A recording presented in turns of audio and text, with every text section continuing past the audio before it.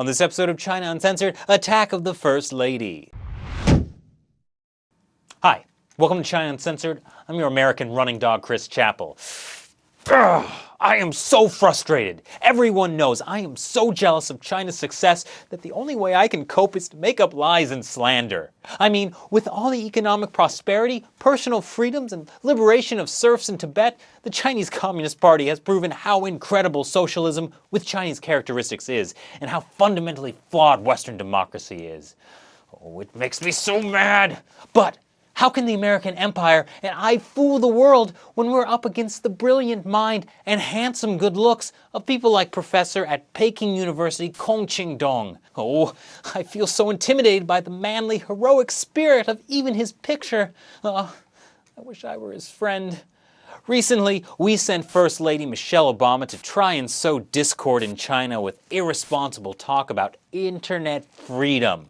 But Chinese people are so much smarter than us stupid Americans, who are also fat, not to mention lazy.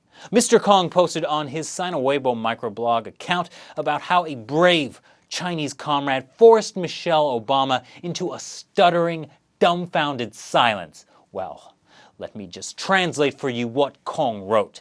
The female student asked, "Is America's strength the result of the U.S. Secret Services listening to the voices of its citizens?" The young woman supposedly asked. "Could you tell me in America what the difference is between listening to and listening in?" Dumbfounded by the question, Michelle Obama eventually replied that she was not there to talk about politics.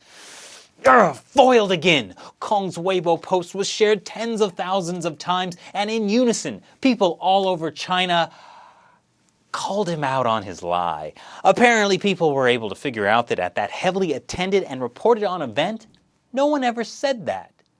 Ooh, that's so awkward. Kong has found himself at the center of a firestorm of criticism from Chinese netizens, fellow educators, journalists, editorialists, well, everyone basically. So Kong Qingdong just made up a story to vent his anti-American sentiment. Is that a crime? Actually, it is. One hugely popular Weibo user, Renji Qiang, a big shot in China's real estate market with 19 million followers, pointed out that according to a new law, anyone found guilty of spreading rumors online that's reposted more than 500 times could be sentenced to 3 years in jail. That did not happen, but Kong did have a very reasonable, well-thought-out response to his critics. "All of you are dogs of America and traitors to China." Gosh, harsh words for tens of thousands of his fellow countrymen, calling him out for being a liar just because he is. Actually, this must be his favorite catchphrase because this professor at one of China's top universities also has called Hong Kongers British running dogs. Well, Kong, when you're surrounded by dogs, don't be surprised when you get bit. For a perhaps slightly more nuanced look at Michelle Obama's visit to China, I'm joined by senior China Uncensored correspondent Shelley Zhang. Shelley? Chris? Well, the First Lady's trip to China was a disaster. Kind of like when your Uncle Lenny brings up the president's birth certificate at Thanksgiving and there's that awkward silence at the table. How did you know about my Uncle Lenny? Also, I didn't get the impression that it was that bad.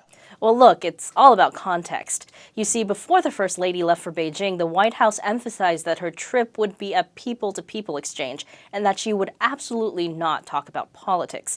Unlike Hillary Clinton or that radical Laura Bush, both of whom managed to offend the Communist Party during their visits to China as First Ladies.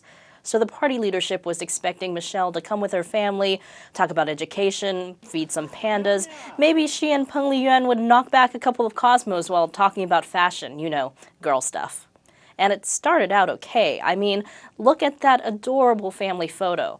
But then the First Lady had to start poisoning the minds of the Chinese youth. So when she started talking about internet freedom at Peking University and the high school in Chengdu. Well, sure, but not just that. Yes, she mentioned how the free flow of ideas over the internet is important for discovering the truth and making your own judgments about stuff, and how Americans believe in the universal rights of equality and the freedom for people to say what they want and worship as they choose, which are in the Constitution. That is dangerous. What if the students start wondering what it says in China's Constitution? It was more than that. Michelle also used the most powerful weapon in her arsenal, herself.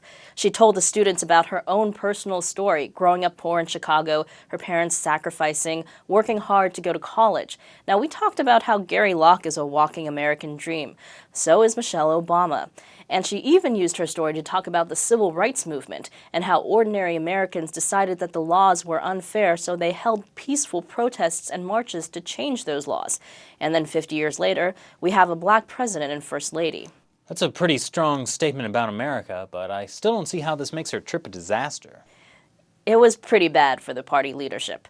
Sure, the First Lady didn't come out and denounce them politically. Although her speeches were censored in state-run media, they were mild enough not to get censored on Chinese social media.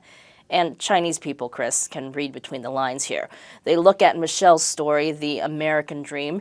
Anyone can make it to the top if you work hard. And then they look at their own leaders. Anyone can make it to the top if you work hard, dedicate your life to the Communist Party, and either are corrupt or close your eyes to corruption on the way up. That's not exactly flattering to the party. Nope. And she also shows that America is a country that has made mistakes, but it's willing to admit them and fix them with the help of the people. Ultimately, soft power is about winning the hearts of ordinary people, and Michelle Obama's story, it's that kind of soft power that the party can't manufacture. That could be one reason that Kong Qingdong got so upset he made up that conversation on Weibo. As one of the people behind the infamous Confucius Peace Prize, he should understand the symbols of soft power. Oh, right, the one they established instead of the Nobel Peace Prize, and awarded to Putin. Hey, is it true that Kong is a direct descendant of Confucius? I don't know, Chris. Would a guy like Kong lie about something like that? Thanks, Shelley, and thanks for watching this episode of China Uncensored. Be sure to check out the Facebook and Twitter page. Once again, I'm Chris Chappell. Thanks to Shelley Zhang. See you next time.